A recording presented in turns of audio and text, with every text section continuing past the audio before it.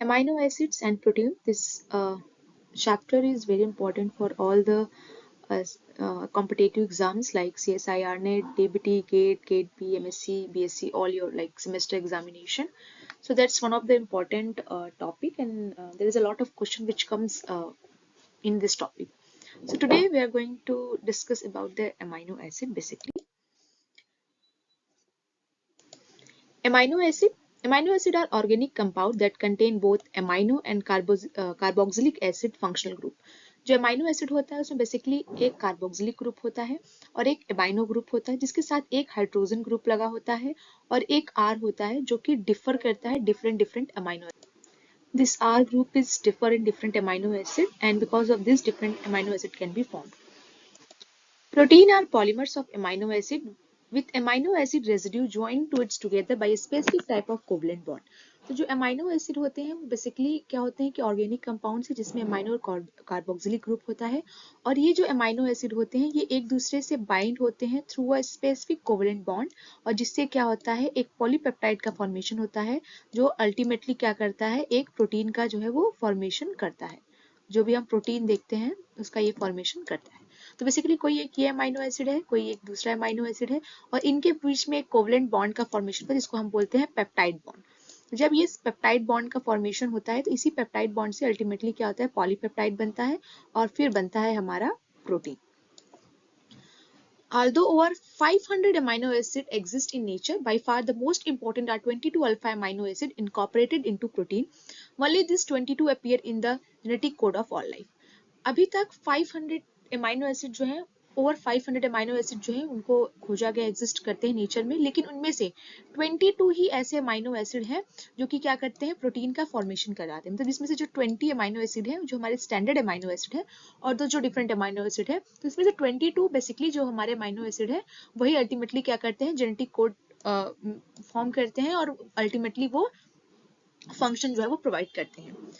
Amino acid जो होता है वो बिल्डिंग ब्लॉक ऑफ प्रोटीन होता है. कई सारे अमाइनो एसिड आपस में मिलकर क्या करते हैं अल्टीमेटली प्रोटीन का फॉर्मेशन करते हैं जैसे I discuss earlier that all this amino acid bind together through a covalent bond and ultimately they give rise to a polypeptide and they undergo a different structure like primary secondary tertiary quaternary structure and ultimately it become functional and form a functional protein. 20 different amino acids are commonly found in protein, the same thing. The first which was discovered was aspargine in 1806. Amino acids share common structural features. So all the amino acids so common. Some of them structures are common in all amino acid. Only the R group are different in all these amino acid. So all the 20 of the common amino acids are amino acid. They have carboxylic group and amino group bounded to the same carbon atom. So there is a one carbon atom. Okay, as we see this structure, so it's like this is the carbon atom and through this carbon atom there is a one carboxylic group which are attached with that. Okay, and there is a one amino group. Okay,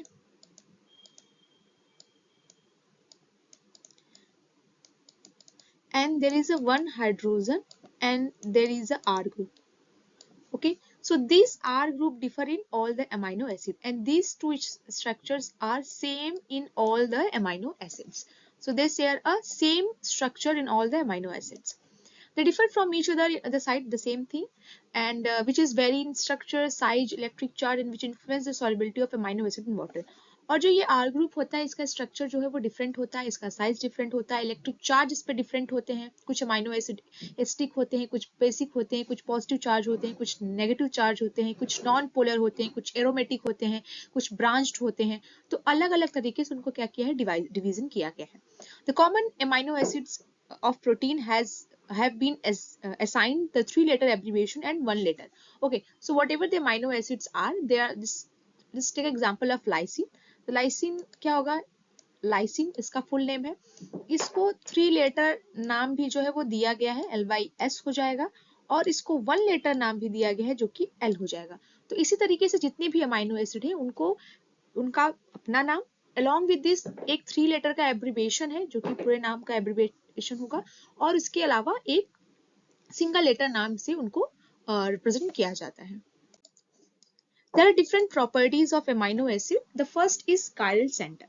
So all the amino acid except glycine is chiral. Chiral means if there is amino acid, okay, they have a 4 group and these 4 groups are different. तो ये जितने भी चारों group हैं वो क्या होंगे, different होंगे। ठीक है, ये चारों ग्रुप डिफरेंट होंगे। तो ये जो कार्बन होगा इस ये क्या होगा, कायरल कार्बन होगा, इसको बोलेंगे हम कायरल कार्बन। लेकिन जो ग्लाइसिन होता है, ग्लाइसिन जो है वो कायरल कार्बन नहीं होता है। ये रीजन ये है कि इसमें यहाँ पे भी हाइड्रोजन होता है और यहाँ पे भी हाइड्रोजन होता है। तो because this is the same group, इसकी वजह से जो ग्लाइसिन होता है वो एक कायरल होता है एंड अदर देन जितने भी हमारे होते हैं वो क्या होते हैं, कायरल होते हैं। All molecules with chiral center are also optically active, that is they rotate plane polarized light. तो ग्लाइसिन के अलावा जितने भी हमारे एमाइनो एसिड होते हैं वो ऑप्टिकली एक्टिव होते हैं, यानी उनका जो आर ग्रुप है, सॉरी, जो ऑप्टिकली एक्टिव होते हैं यानी जो प्लेन पोलराइज लाइट है वहां पे ये क्या कर सकते हैं, रोटेट कर सकते हैं। The amino acid residues in protein are L stereoisomers. हमको पता है कि बेसिकली 2 स्टीरियोआइसोमर्स जो होते हैं, एक डी होता है, एक एल होता है। जितने भी हमारे कार्बोहाइड्रेट्स होते हैं वो बेसिकली डी स्टीरियोआइसोमर्स में पाए जाते हैं और जितने भी हमारे अमाइनो एसिड होते हैं वो एल स्टीरियोआइसोमर जो है वो पाए जाते हैं। तो जितने भी हमारे अमाइनो एसिड हैं बेसिकली जो मैक्सिमम होते हैं वो एल फॉर्म में ही पाए जाते हैं। D amino acid residue have been found only in few general small peptide including some peptide of bacteria, cell wall and certain peptide of antibiotics. तो मतलब कुछ ही ऐसे पेप्टाइड होते हैं, मतलब कुछ ही ऐसे अमाइनो एसिड होते हैं जो जनरली या फिर जो स्मॉल पेप्टाइड होते हैं जिनमें क्या होता है कि डी अमाइनो एसिड पाया जाता है, जैसे कि बैक्टीरिया, सेल वॉल हो गया या फिर सर्टेन पेप्टाइड एंटीबायोटिक्स हो गए, वहां पे डी अमाइनो एसिड्स पाए जाते हैं। अदर देन दिस जितने भी अमाइनो एसिड्स हैं वो क्या होते हैं, एल स्टीरियोआइसोमर फॉर्म में ही होते हैं। इसके अलावा अमाइनो एसिड की प्रॉपर्टी होती है कि ये ज्विटर आयन जो है वो ज्विटर आयन, जो इनकी एक और प्रॉपर्टी होती है, ये ज्विटर आयन शो करते हैं। ज्विटर आयन शो करते हैं मतलब इनके पे जो नेट चार्ज होता है वो क्या होता है, 0 होता है, या बोल सकते हैं कि इक्वल होता है। एट pH 7 अगर हम इनका देखें तो इनका जो नेट चार्ज होगा वो इक्वल होगा, यानी नेगेटिव चार्ज भी होगा और पॉजिटिव चार्ज होगा। जैसे कि ये है तो यहाँ पे ये होगा carboxylic group, there is a okay, and there is a negative group, okay, there is a positive, okay, so it contain both the charge, right? So because of that reason we call it zwitter ion. Zwitter ion वो होता है जिसपे इनका जो दोनों charge होता है वो क्या हो जाता है कि 0 हो जाता है। इसके अलावा इनका जो चार्ज है वो भी डिपेंड करता है सराउंडिंग पीएच में। अगर जो पीएच है अगर वो पीके वैल्यू से कम है तो वहां पे प्रोटोनेशन होगा, अगर पीएच ज्यादा है पीके से तो वहां पे डीप्रोटोनेशन होगा। That's a broad topic actually, so we will discuss that topic on some other lecture. Today I'm just talking about the simple way to understand the amino acid, about the zwitter ion and the protonation, deprotonation, the charge we will discuss on some other slides. All the amino acids are classified on the basis of presence of this R group. So this R group is different different amino acids. Some amino acid has H, some has CS3, some has this branched structure, some has aromatic ring structure. So on that reason these amino acids are classified on the different basis, depends on the कि उनके जो R group है वो क्या है। तो कुछ जो होते हैं वो नॉन पोलर एलियाफेटिक आर ग्रुप होते हैं, कुछ पोलर होते हैं, कुछ एस्टिक होते हैं, बेसिक होते हैं और नेगेटिव पॉजिटिव होते हैं, एरोमेटिक होते हैं। तो पहला जो है वो है नॉन पोलर एलियाफेटिक आर ग्रुप, जिसके अंदर आते हैं basically glycine, alanine, proline, valine, leucine, isoleucine और मिथ्योनिन।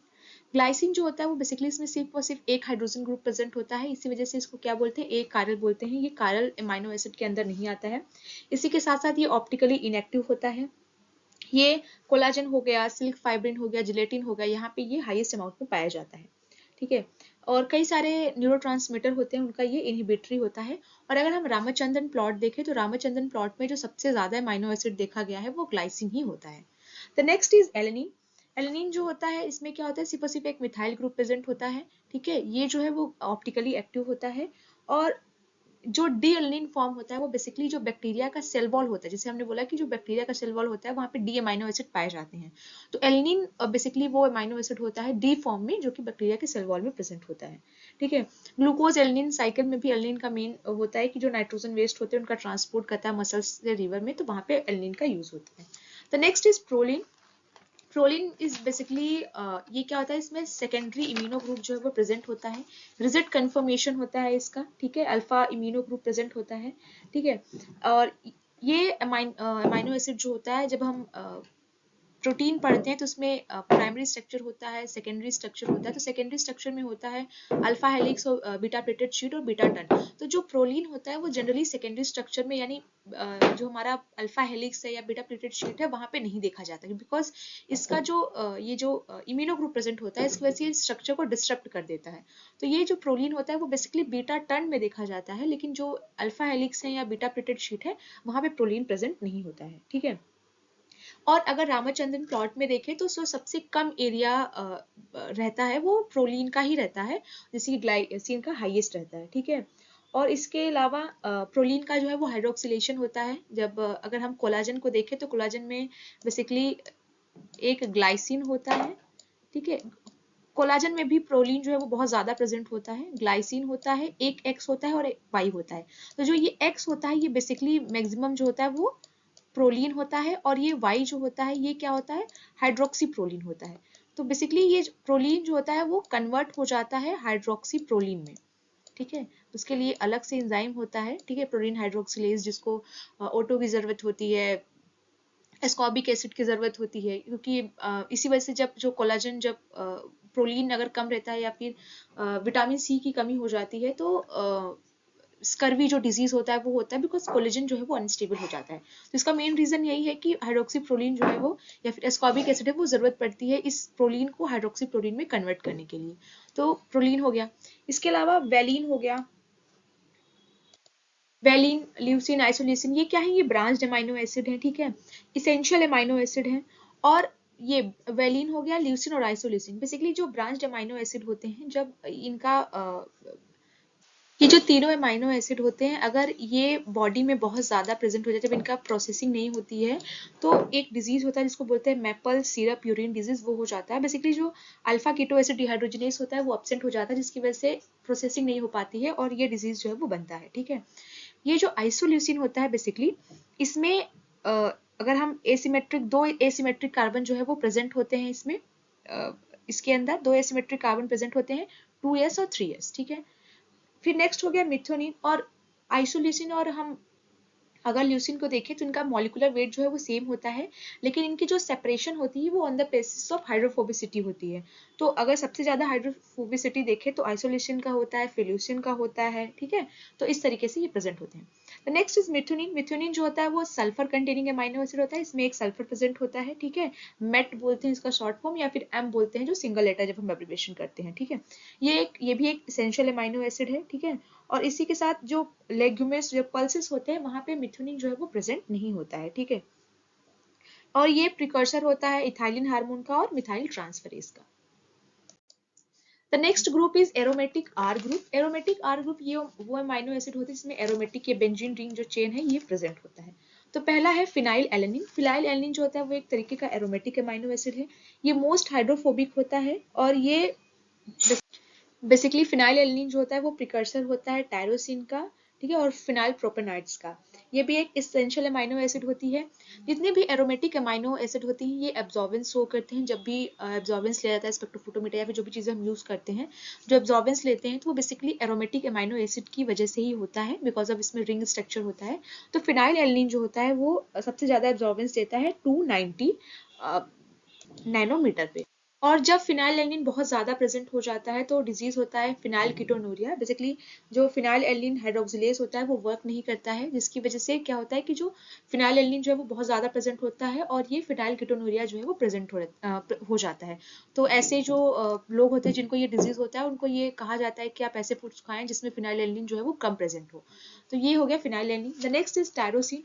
टायरोसिन जो होता है वो बेसिकली अगर फिनाइल एल्निन का स्ट्रक्चर देखें और टायरोसिन का स्ट्रक्चर देखें तो दोनों में मेन डिफरेंस यही है कि यहाँ पे ये एक हाइड्रोक्सिल ग्रुप जो है वो टायरोसिन में जो है वो प्रेजेंट रहता है। तो इसलिए ये एक सेमी एसेंशियल अमाइनो एसिड होता है, क्योंकि आपको इसको बाहर फूड से भी लेना होता है, लेकिन इसी के साथ साथ जो फिनाइल एलेनिन है वहां से भी टायरोसिन का जो है वो कन्वर्ट, क्योंकि ये प्रिकर्सर होता है टायरोसिन का। इसके अलावा जो टायरोसिन होता है ये बेसिकली प्रिकर्सर होता है डोपामीन का और टायरोक्सिन का, मेलानिन का, मॉर्फिन का और इसी के साथ साथ एपिनेफ्रिन का, ठीक है। तो ये इसका बेसिकली क्या होता है, प्रिकर्सर होता है। अब एब्जॉर्बेंस ये भी शो करता है, इसका जो मैक्सिमम एब्जॉर्बेंस शो करता है वो 270 नैनोमीटर पे करता है। The next is tryptophan. Tryptophan जो है वो बेसिकली हाईएस्ट एब्जॉर्बेंस शो करता है। अगर इसका एब्जॉर्बेंस देखें तो ये देख सकते हैं, ये 280 पे जो होता है वो हाईएस्ट एब्जॉर्बेंस जो है वो क्या करता है, ये शो करता है। और ये भी कई सारे कब से न्यूरोट्रांसमीटर का बेसिकली ये प्रिकर्सर होता है, जैसे कि सेरोटोनिन हो गया। सेरोटोनिन एक न्यूरोट्रांसमीटर है जो कि बहुत सारे फंक्शन प्रोवाइड करता है ब्रेन में, कट्स में, साइकेट्रिक डिसऑर्डर्स या बहुत चीज़ों से रिलेटेड होता है सेरोटोनिन। तो बेसिकली जो सेरोटोनिन होता है उसका ये प्रिकर्सर होता है। इसी के साथ साथ मेलाटोनिन का भी ये प्रिकर्सर होता है। तो तीनों अमाइनो एसिड में जो हाईएस्ट एब्जॉर्बेंस शो करता है वो ट्रिप्टोफैन की वजह से ही होता है, जो कि 280 नैनोमीटर है। Next is positively charge R group, जिसके अंदर आते हैं लाइसिन, आर्जिनिन और हिस्टिडीन। लाइसिन जो होता है वो जो सीरल्स होते हैं उसमें ये प्रेजेंट नहीं होता है। और अगर हम इसके पोस्ट ट्रांसलेशन मॉडिफिकेशन को देखें तो इसमें कई सारे पोस्ट ट्रांसलेशन मॉडिफिकेशन होते हैं, जैसे कि मिथाइलेशन हो गया, एसिटाइलेशन हो गया, सुमोलाइशन हो गया, यूबिक्विटिनेशन हो गया, हाइड्रोक्सिलेशन हो गया। ये सारे जो पोस्ट ट्रांसलेशन मॉडिफिकेशन है वो लाइसिन में प्रेजेंट होते हैं। इसी के साथ साथ जो लाइसिन होता है वो क्या होता है, इसेंशियल अमाइनो एसिड होता है। Next is arginine. आर्जिनिन जो होता है वो एक बेसिक अमाइनो एसिड होता है, जैसे कि लाइसिन, आर्जिनिन दोनों बेसिक अमाइनो एसिड होते हैं। और जो हिस्टोन होता है वहाँ पे एज वी नो दैट कि लाइसिन, आर्जिनिन जो है वो बहुत ज्यादा प्रेजेंट होता है, क्योंकि हिस्टोन एक बेसिक प्रोटीन है। ठीक है, इसमें गोनेडियम ग्रुप प्रेजेंट होता है। ये एबेंडेंट होता है हिस्टोन में, स्पर्म में, प्रिकर्सर होता है यूरिया का, और ये भी एक सेमी एसेंशियल अमाइनो एसिड होता है। The next come is histidine. Histidine जो होता है इसमें बेसिकली ये भी ये तो एक एरोमेटिक अमाइनो एसिड के अंदर नहीं आता है, लेकिन ये भी एब्जॉर्बेंस जो है वो शो करता है। इसमें भी इसके पोस्ट ट्रांसलेशन मॉडिफिकेशन में बेसिकली फॉस्फोराइलेशन होता है। और हिस्टिडीन बेसिकली प्रिकर्सर होता है हिस्टामिन का। Histamine we know that allergy जब भी होती है तो हिस्टामिन जो है वो प्रोड्यूस होते हैं, तो ये हिस्टामिन का क्या होता है, प्रिकर्सर होता है। ठीक है, और इसकी जो एफिनिटी होती है वो बहुत ज्यादा होती है निकल के लिए। The next is polar uncharged R group. इसमें आता है सेरीन और थ्रियोनिन, सिस्टीन, एस्पार्जिन और ग्लूटामिन। सेरीन जो होता है वो ये ओ लिंक ग्लाइकोसाइलेशन करता है, और थ्रियोनिन भी जो होता है वो एन लिंक ग्लाइकोसाइलेशन करता है।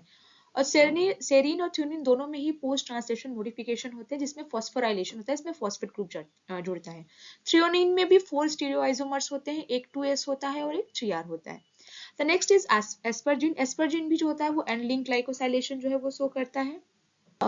एस्पर्जिन जो है वो एन लिंक ग्लाइकोसाइलेशन शो करता है, लेकिन जो थ्रियोनिन होता है, sorry, it's so O link glycosylation. ठीक है, एस्पर्जिन जो होता है वो एन लिंक ग्लाइकोसाइलेशन शो करता है। The next is glutamine. इसको मैं शुड कलर इट, या एंड द ग्लूटामिन जो कि मेजर नाइट्रोजन ट्रांसपोर्ट करता है from the tissue to liver. So that's all about all the amino acid which is present. Okay, so that's all about it, and thank you.